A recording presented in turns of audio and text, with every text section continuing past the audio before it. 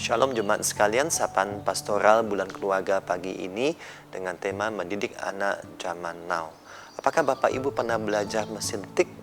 Ketika saya SMP, saya belajar mesin tik dengan keras. Terkadang menekan touch-nya itu harus dengan agak kuat sehingga baru dia bisa menekan menghasilkan huruf di kertas. Kemudian ada gandaran yang digeser kanan kiri, sorong kanan kiri dan diputar untuk mengaturan mesin tik dengan baik. Nah, Bapak Ibu Saudara sekalian, Ibu Charlotte Priyatna kemudian mengatakan mendidik anak zaman dulu seibarat kita menggunakan mesin tik.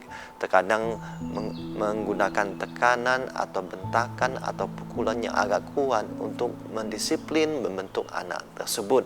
Saya ingat orang tua saya terkadang menggunakan ikat pinggang untuk mendisiplin anak-anaknya yang nakal.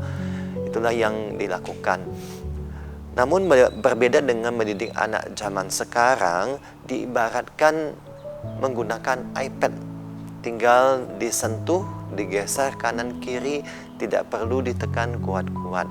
Bapak Ibu Saudara sekalian, mendidik anak zaman sekarang itu cukup disentuh pada titik-titik yang pas yang mereka butuhkan sehingga bisa menggerakkan mereka. Bapak Ibu Saudara sekalian, anak zaman sekarang tidak bisa diajar lagi dengan kekuatan seperti kita menggunakan mesin tik. Mereka sangat fragile atau sangat rapuh, ibarat iPad yang kalau jatuh terbuat dari kaca maka bisa hancur atau bisa menjadi rusak. Nah, dari sisi kenyamanan, maka anak zaman sekarang dan anak zaman dahulu juga sangat berbeda. Anak zaman sekarang sudah terbiasa dengan suasana yang aman. Dari lahir saja mereka sudah lahir di ruangan yang ber-AC.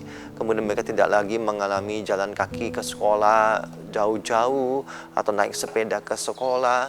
Sekarang zamannya tinggal pesan Gojek, kemudian mereka diantar lebih cepat dan tiba di tempat tujuan.